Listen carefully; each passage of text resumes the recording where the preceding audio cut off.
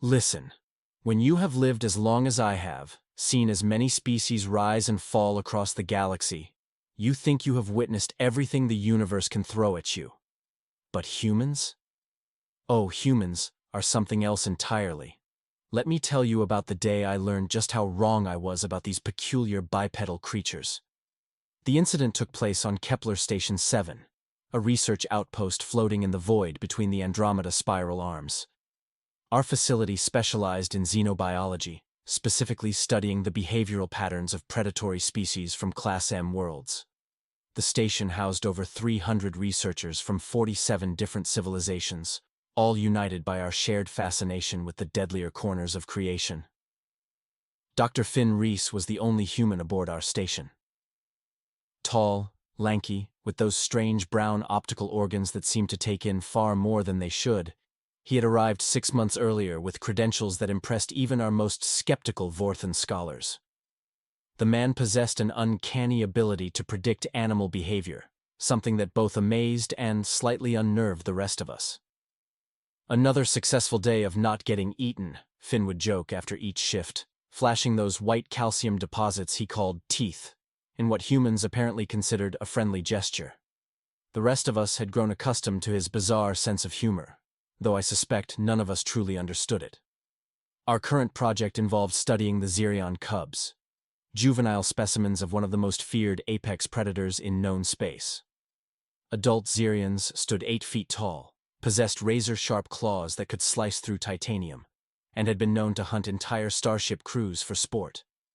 Their cubs, however, were supposedly docile, barely larger than a standard hover chair, and considered manageable for research purposes. The cubs had arrived 3 weeks prior, transported in specialized containment units that cost more than most planetary defense systems. 6 of them, each weighing roughly 90 pounds, with midnight black fur that seemed to absorb light itself. Their eyes glowed with an unsettling amber fire that tracked movement with predatory precision. Dr. Valen Cross, our lead researcher and a member of the notoriously arrogant Zentari species, had taken personal charge of the Xerion project. Standing nearly 7 feet tall with 4 arms and skin that shifted colors based on his emotional state, Cross embodied everything I despised about academic superiority complexes. His current shade of deep purple indicated supreme confidence, which immediately made me nervous. "Today, we test their hunting instincts," Cross announced during our morning briefing, his voice carrying that typical Zentari smugness that made my sensory organs itch. "We will introduce live prey into their habitat and observe their coordinated attack patterns." The observation deck overlooked a large enclosed arena, designed to simulate various planetary environments. Today, the setting resembled a forest clearing from some Class M world, complete with artificial trees and scattered boulders that provided both cover and climbing opportunities. Finn raised his hand, something humans did when requesting permission to speak. Such a peculiar custom. "Have you considered that introducing live prey might trigger responses we are not prepared for?" Cross's skin shifted to an annoyed orange. "Dr. Reese, these are juvenile specimens. Their hunting instincts are barely developed. The risk is minimal." "Right," Finn muttered, though I detected skepticism in his tone. "Because nothing ever goes wrong when we assume young predators are harmless." The irony of that statement would become apparent soon enough. Cross activated the containment release, and 6 Xerion cubs padded into the arena with fluid grace that sent shivers through my exoskeleton. Even as juveniles, they moved with the deadly precision of born killers, their heads sweeping back and forth as they catalogued potential threats and opportunities. "Now," Cross said, reaching for another control, "we introduce the prey." What happened next still haunts my thermal dreams. Instead of releasing some small, harmless creature as expected, Cross had somehow confused the control protocols. The barrier separating our observation deck from the arena began to lower, and before anyone could react, Finn found himself standing on the wrong side of the safety barrier. "Oh, fantastic," Finn said, his voice carrying that distinctly human mixture of resignation and dark humor. "This is definitely not how I plan to spend my afternoon." The cubs immediately noticed the new presence in their domain. 6 pairs of amber eyes locked onto the human with laser focus, and I watched their muscular bodies tense in preparation for what could only be an attack. "Cross! Raise the barrier!" I shouted, my translator crackling with urgency. "The system is not responding," Cross replied, his skin now a panicked shade of yellow-green as his 4 arms danced frantically over the control panel. Below us, Finn stood perfectly still, his hands at his sides, watching the cubs with those strangely calm brown eyes. The predators began to move, forming a loose circle around him with the practiced coordination of pack hunters. "This is it," whispered Dr. Yara Noss, our Delphian behavioral specialist. "We are about to witness a human being torn apart by 6 juvenile apex predators." But something extraordinary happened instead. As the cubs closed in, Finn did something that defied all logic and most survival instincts. He sat down. Right there in the middle of the arena, cross-legged like he was preparing for some sort of meditation session, completely ignoring the deadly creatures that were now mere feet away from him. "What is he doing?" Cross demanded, his skin cycling through confused shades of blue and purple. "Being human, apparently," I muttered, though I had no idea what that meant. The lead cub, slightly larger than its siblings, approached within striking distance. Its claws extended, muscles coiled for the killing blow. Every sensor in the observation deck registered elevated stress hormones as we prepared to witness carnage. Instead, Finn spoke. "Hey there, gorgeous," he said softly, his voice carrying none of the fear any rational being should feel in such circumstances. "You are absolutely beautiful, are you not? Look at those eyes. Your parents must be so proud." The cub stopped. Actually stopped. Its head tilted to one side in what I can only describe as confusion, as if it had never encountered a prey animal that complemented its appearance before attempting to flee or fight. "Fascinating," Dr. Noss whispered. "The human is using vocalization patterns that seem to have a calming effect." "Impossible," Cross snapped.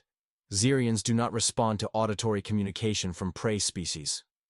"Well, someone forgot to tell them that," Finn called up to us, apparently having overheard our conversation. "Because this little lady here seems very interested in what I have to say." The cub crept closer, its amber eyes fixed on Finn's face. Behind it, the other 5 cubs maintained their positions, but had relaxed their attack postures. Instead of circling like hunters, they appeared to be curious? "Okay. That is new," I admitted, my own confusion mounting. "Xerions are not known for curiosity toward prey." "Maybe," Finn said, slowly extending his hand palm up toward the lead cub. "They are not seeing me as prey right now." "Then what are they seeing you as?" Dr. Noss asked. Finn smiled, that strange human expression that somehow managed to convey warmth and confidence simultaneously. "Something interesting." The lead cub approached his outstretched hand, sniffed delicately, then did something that made every researcher in the observation deck question their understanding of xenobiology. It nuzzled against his palm. "Sweet nebulae," Cross breathed, his skin cycling through colors I had never seen before. "This is impossible. Xerion cubs do not display affectionate behavior toward unknown species." "Apparently these ones did not get the memo," Finn replied, gently scratching behind the cub's ear-like appendages. The creature responded by making a sound I can only describe as purring, though the technical term would be subharmonic contentment vocalizations. One by one, the other cubs approached, each receiving the same gentle treatment from the human. Within minutes, all 6 juveniles had arranged themselves around Finn in what could only be described as protective formation. That was when Cross made his second mistake of the day. "This is unacceptable," he declared, his skin now a furious shade of red. "These specimens are compromised. We must restart the experiment." He reached for the emergency prod controls, devices designed to stimulate aggressive behavior in test subjects through localized electrical. "Discharge. Do not," Finn said sharply, his voice carrying a warning tone that made my sensory organs quiver. "Do not hurt them." "They are test subjects," Cross replied dismissively, activating the first prod. The electrical charge struck the nearest cub, causing it to yelp in pain and surprise. The sound it made was heart-wrenching, a cry of confusion and hurt that seemed to echo through the arena. What happened next will remain etched in my memory until my final molting. Finn moved faster than any human should be able to move, surging to his feet and placing himself between the cubs and the source of their pain. But more importantly, the cubs responded to his movement by forming an impenetrable shield around him, their small but muscular bodies creating a living barrier between the human and any potential threat. "Stop," Finn commanded, his voice carrying an authority that seemed to resonate in frequencies I had never heard from his species before. I said, "Do not hurt them." "This is a research facility," Cross snarled, preparing to activate additional prods. "I will not have some primitive human dictate protocol to me." "Then you had better hope," Finn replied, his brown eyes now holding something cold and dangerous, "that these cubs do not decide you are a threat to their new friend." As if responding to his words, all 6 cubs turned their amber gazes toward the observation deck, toward Cross specifically. The sound they made was no longer contentment purring. It was something much more primal, much more threatening. It was a warning. And in that moment, I realized we had all made a fundamental error in our understanding of the situation. The cubs were not protecting themselves from the human. They were protecting the human from us. "Cross," I said quietly, my voice barely above a whisper, "I suggest you step away from those controls." "This is preposterous," he replied, but his skin had shifted to a pale green that indicated growing unease. "They are juveniles. They cannot possibly pose a significant threat." "6 juveniles," Dr. Noss corrected, her own voice tight with concern, "who now consider the human part of their pack." Below us, Finn had returned to his seated position, the cubs once again arranged around him in what I now recognized as a classic defensive formation. 1 human, 6 deadly predators, and a growing tension that seemed to fill the entire facility. "Everyone remain calm," I announced over the station's communication system. "We have a developing situation in Laboratory 7. All personnel not directly involved should maintain their distance." "Situation?" Cross demanded. "This is a minor behavioral anomaly, nothing more." That was when the station's proximity alarms began to sound. The deep, thrumming warning that indicated the approach of something large, something dangerous, something that did not belong in our quiet research facility. "Computer," I called out. "Identify approaching vessel. Zentari military. Cruiser, designation Vengeance Prime." The artificial intelligence responded in its maddeningly calm tone. "Estimated arrival, 12 minutes. I felt my circulatory system skip several beats. "Zentari military? What would they want with our research station?" Cross's skin had gone completely white, a shade I had never seen on a Zentari before. "They are coming for the cubs," he whispered. "What do you mean, coming for the cubs?" I demanded. "The Xerion specimens," he continued, his voice barely audible. "They were not obtained through legal channels. The Zentari Council has been looking for them, if they find them here." "You absolute fool," I hissed, my own species' equivalent of human cursing. "You have stolen military assets?" "Borrowed," he corrected weakly, "for the advancement of science." Below us, Finn looked up at our increasingly frantic conversation, his expression shifting from confusion to understanding, to something that resembled grim determination. "Computer," he called out, apparently able to access the station's systems from the arena floor, "display current tactical situation." A holographic representation of the approaching vessel appeared in the center of the arena, showing a sleek, deadly Zentari war machine bristling with weapon systems that could reduce our research station to cosmic dust in seconds. "Well," Finn said, his voice carrying that distinctly human mixture of humor and resignation, "this just got considerably more complicated." The cubs, somehow sensing the change in atmosphere, pressed closer to their human protector, their amber eyes now scanning the arena as if searching for invisible threats. And I realized, with growing certainty, that we were about to discover just how far a human would go to protect creatures that had chosen to trust him.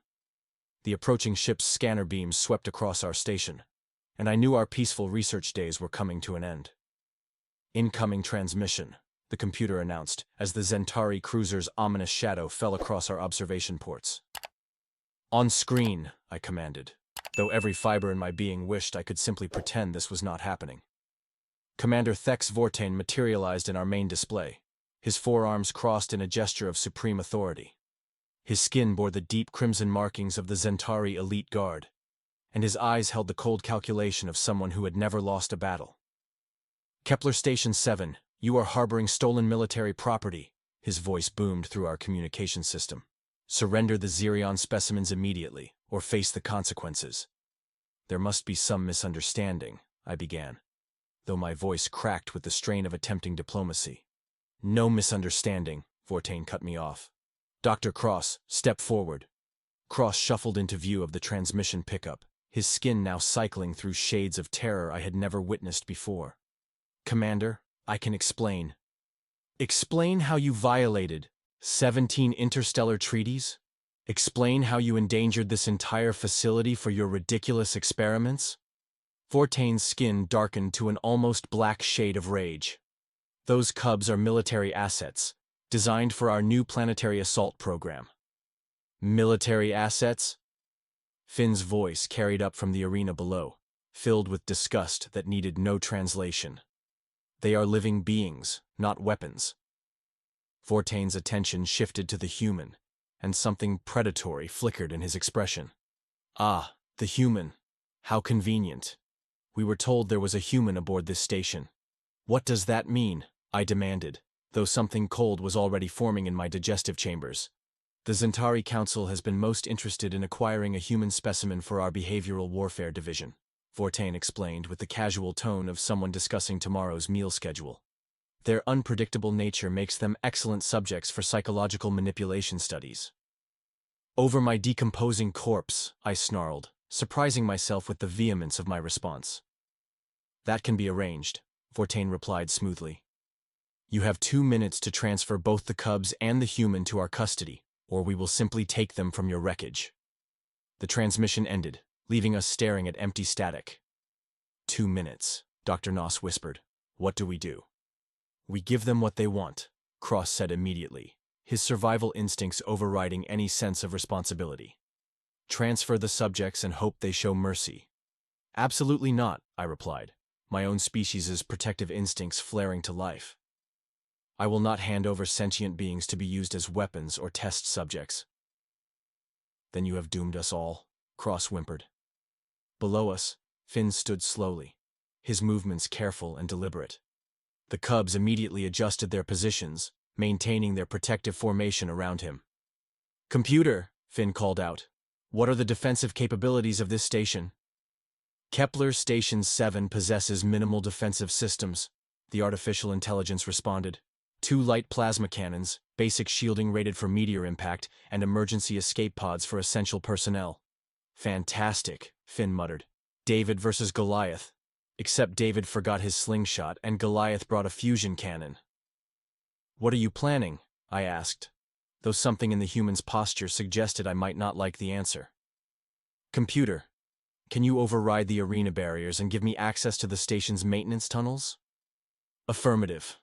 However, I must warn you that the maintenance systems were not designed for biological entities of your size. Perfect, Finn replied with that distinctly human smile that seemed to appear at the worst possible moments. Because I am about to do something incredibly stupid. The barrier between the arena and the service tunnels retracted with a soft hiss. Finn gestured to the cubs, who immediately began following him, toward the opening. Dr. Reese, I called out. What exactly are you attempting? Something the Zentari will not expect, he replied, disappearing into the tunnel system with 6 deadly predators trailing behind him like devoted pets. This is madness, Cross declared. He cannot possibly evade a military boarding party while dragging those creatures through maintenance shafts. You are probably right, I agreed. But humans have a disturbing tendency to accomplish impossible things out of sheer bloody-minded stubbornness. The station shuddered as the Zentari cruiser attached its boarding clamps to our hull. Through the observation ports, I could see armed soldiers in environmental suits preparing to breach our airlocks. Computer, Seal all internal bulkheads, I commanded. Make them work for every corridor. Station Master, Dr. Noss said quietly. Why are you helping the human? Logically, our best chance of survival lies in cooperation with the Zentari forces. I considered her question carefully. Because, I finally replied, sometimes the logical choice is not the right choice. And sometimes, you have to trust that doing the right thing will somehow work out. That sounds remarkably like human philosophy, she observed. Terrifying, is it not? The first breach charges detonated somewhere near Docking Bay 3, followed immediately by the distinctive whine of Zentari pulse weapons. They were not bothering with subtlety. Computer, current location of Dr. Reese and the specimens? Unknown. The subjects appear to have disabled tracking sensors in their vicinity. How does a human disable military-grade sensors? Cross demanded. Very carefully, I would imagine, I replied, though I was beginning to suspect there was more to Finn than his personnel files suggested. Station personnel, Commander Vortain's voice boomed through our communication system. You have 30 seconds to reveal the location of our property, or we will begin executing researchers one by one until you comply. Charming, I muttered. Computer, open a channel to all sections. Channel, open. Attention all personnel, this is Station Master Keith. We are under attack by Zentari forces attempting to steal research subjects for military weapons development. I am ordering full non-cooperation protocols. Make them earn every step. You have just signed all our death warrants, Cross whispered. Perhaps, I agreed. But at least we will die with some dignity intact. The sound of pulse weapons and shouting grew closer as the Zentari forces fought their way through our hastily erected barricades. Our security personnel, trained more for dealing with escaped lab animals than military boarding parties, were putting up a surprisingly effective resistance. Computer, any sign of our missing human? Negative. However, I am detecting unusual energy signatures in the lower maintenance levels. What kind of energy signatures? Unknown. The patterns do not match any standard equipment aboard this facility. Before I could ask for clarification, the lights in our section went out. Emergency illumination kicked in seconds later, bathing everything in an eerie red glow that made the approaching weapon fire look like dancing flames. They have reached the main corridor, Dr. Noss reported, her voice tight with fear. Computer, can you still contact Dr. Reese? Communication systems in the maintenance areas appear to be functioning independently of main station power. Put me through. Finn, I called into the darkness. Where are you? His voice crackled back through the intercom, filled with what sounded suspiciously like laughter. Having a wonderful time in the bowels of your station. Thanks for asking. These tunnels are remarkably spacious once you get past the whole crawling on your belly part. The Zentari forces are minutes away from reaching the command center, I warned him. Whatever you are planning, now would be an excellent time. Already on it, he replied. By the way, did you know your station has a really interesting power distribution system? What does that mean? It means... Finn's voice carried a note of satisfaction that made my sensory organs tingle with nervous anticipation. That someone with basic engineering knowledge and 6 very intelligent assistants can do some fascinating things with energy routing. The station's main power grid suddenly shifted, and I felt the familiar hum of our primary generators change pitch. Computer, report station status. Main power has been rerouted through secondary systems. Primary generators are now operating at 150% capacity and climbing. That will cause a catastrophic overload, I protested. Not if you know what you are doing, Finn replied cheerfully. Which, I should probably mention, I do. You have engineering training? Former military engineer, actually. Specialized in creative problem-solving under adverse conditions. You never mentioned military service in your application materials, I said, though I was beginning to understand why. It never came up. Besides, most people get nervous when they learn their friendly neighborhood xenobiologist used to design things that explode. The Zentari forces breached our command center's outer doors, their pulse weapons casting dancing shadows on the walls as they advanced through the smoke. Time to go, I announced to my fellow researchers. Emergency evacuation protocols. Where exactly are we evacuating to? Dr. Noss asked reasonably. There is a Zentari warship blocking our escape route. Trust the human, I replied, though I was not entirely sure why. That seems remarkably optimistic, she observed. Sometimes optimism is all you have left. Commander Vortain and his assault team stormed into the command center, weapons trained on everyone present. Up close, the Zentari military commander was even more intimidating, standing nearly 8 feet tall with cybernetic enhancements that gleamed in the emergency lighting. Where are the specimens? He demanded without preamble. Indisposed, I replied with more courage than I felt. Search the station, Vortain ordered his troops. Find the human and the cubs. Use whatever force necessary. Computer, Finn's voice suddenly echoed through the command center's speakers. Initiate emergency power transfer to defensive systems. That is not possible with current power loads, the artificial intelligence responded. Trust me on this one. The station's lights brightened dramatically as power surged through systems that had never been designed for such energy levels. Our minimal defensive plasma cannons suddenly roared to life, their targeting systems locking onto the Zentari cruiser's weapon arrays. Impossible, Vortain snarled. This facility does not possess sufficient power generation for military-grade weapons. It does now, Finn replied through the speakers. Funny thing about power distribution, Commander. When you reroute everything through the right channels and add some creative modifications, you can get remarkable results. The plasma cannons fired, their brilliant energy beams striking the cruiser's forward weapon pods with surgical precision. Explosions blossomed along the warship's hull as its own ammunition stores detonated in chain reactions. How is that possible? Vortain demanded, his skin cycling through shades of rage and confusion. Engineering school, Finn replied simply. Plus 6 very intelligent assistants who turned out to be remarkably good at following technical instructions when properly motivated. The cubs are helping him? I asked, amazement coloring my voice.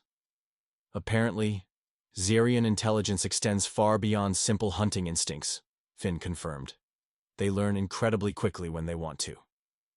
The Zentari cruiser's return fire struck our shields, but the defensive barriers held with strength that should have been impossible for a research station. Commander, one of Vortain's soldiers reported. Our ship is taking significant damage. Recommend immediate withdrawal. Negative, Vortain snarled. I will not be defeated by a single human and some laboratory animals. Computer, Finn's voice carried a new note of warning. What happens if I reverse the polarity on the main deflector array? Such an action would create a feedback pulse capable of disabling any ship within a 50-kilometer radius. However, it would also destroy this station's power grid permanently. Acceptable trade-off, Finn replied. Execute on my mark. You are bluffing, Vortain declared. No human would sacrifice himself and everyone on this station. Commander, I said quietly, you clearly do not understand humans very well. Execute, Finn commanded. The station's entire power grid screamed in electronic agony as every joule of energy reversed direction simultaneously. The feedback pulse erupted from our deflector array like a miniature supernova, washing over the Zentari cruiser in waves of disrupting energy. The warship's lights went out, its engines died, its weapons systems went silent. Impossible, Vortain whispered, staring at his powerless vessel through the observation ports. The thing about humans, Finn said as he emerged from a maintenance hatch, 6 Xerion cubs padding beside him like faithful companions, is that we specialize in doing impossible things when someone threatens our friends. The cubs immediately formed their protective circle around him, amber eyes glowing with fierce loyalty. Those creatures chose you over their own species, Vortain observed with obvious confusion. They chose trust over fear, Finn corrected. Something your military mind might not understand. This is not over, Vortain threatened, though his powerless ship and stranded troops made the threat somewhat hollow. Actually, I interjected with considerable satisfaction, it is. Computer, transmit a priority message to the Galactic Research Council, the Interspecies Ethics Board, and the Zentari civilian government. Include full documentation of this incident, including Commander Vortain's admission of illegal specimen acquisition and attempted kidnapping of research personnel. Message transmitted, the computer confirmed. Vortain's skin went through several colors I had never seen before, none of them pleasant. "You will all pay for this interference," he warned. "Perhaps," Finn replied with that infuriating human smile. "But not today." 3 hours later, Galactic Patrol vessels arrived to take the Zentari military personnel into custody. The Cubs, officially granted sanctuary status by Emergency Council decree, remained with Finn as his research assistants. As the patrol officers processed the scene, I found myself observing something remarkable. The Cubs had begun interacting with other station personnel, displaying curiosity rather than aggression. Under Finn's guidance, they approached Dr. Noss with cautious interest, allowing her to take behavioral readings without the slightest hint of hostility. "Extraordinary," she murmured, watching as one cub carefully examined her scanning equipment. "Their stress hormones are completely normal. No signs of territorial aggression or defensive posturing." "They learn fast," Finn explained, encouraging another cub to investigate my own sensory apparatus. "Once they understand you are not a threat, they become incredibly social creatures." Commander Yilka of the Galactic Patrol, a stern Vorthon with ceremonial honor scars covering her arms, approached our group with obvious skepticism. "Dr. Reese, our preliminary investigation suggests you single-handedly disabled a Zentari military cruiser using research station equipment. That should be impossible." "Technically," Finn replied with that insufferable human grin, "the Cubs helped. They have remarkable aptitude for understanding complex systems once you show them the basics." To demonstrate his point, he gestured toward one of the younger cubs, who was carefully manipulating a maintenance panel with its claws. The creature appeared to be following some sort of learned sequence, pressing specific controls in a deliberate pattern. "You taught them to operate station systems?" Commander Yilka asked, her voice carrying a mixture of amazement and concern. "They taught themselves, mostly," Finn corrected. "I just showed them which buttons did what. Their species possesses adaptive intelligence far beyond what previous studies suggested.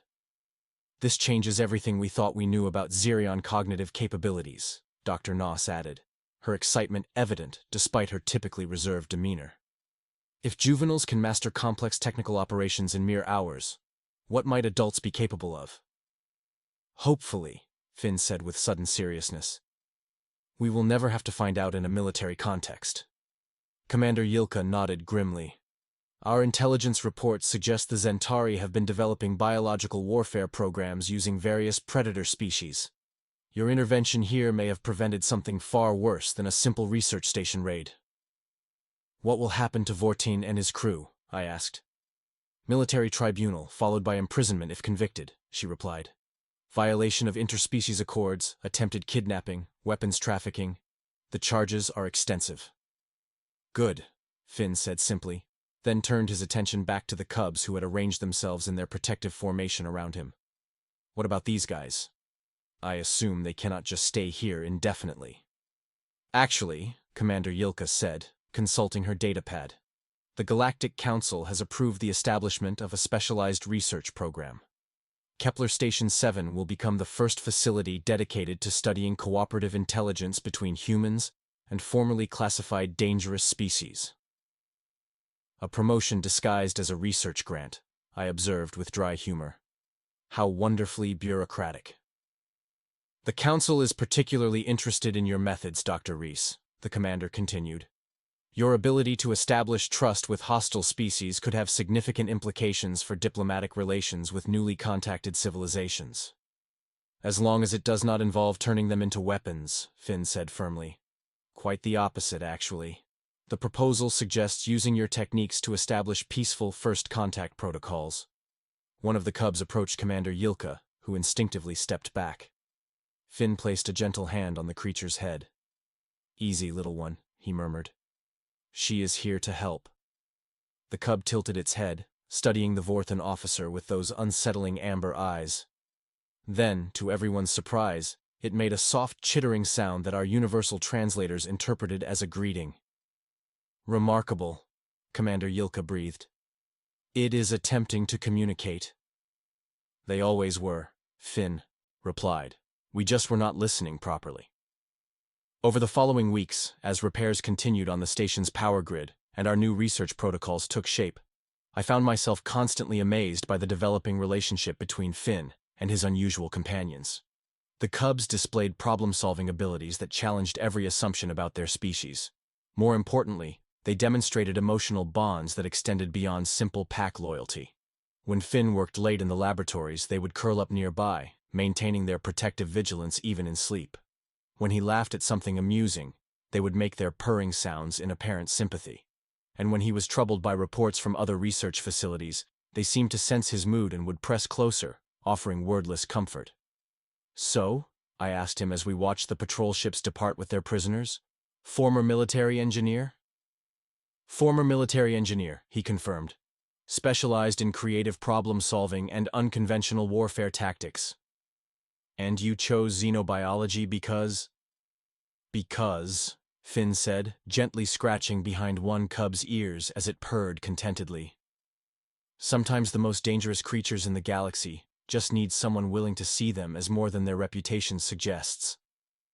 The cub looked up at him with obvious adoration, and I realized that humans possess something the rest of us had been too sophisticated to recognize: the ability to see potential instead of just probability.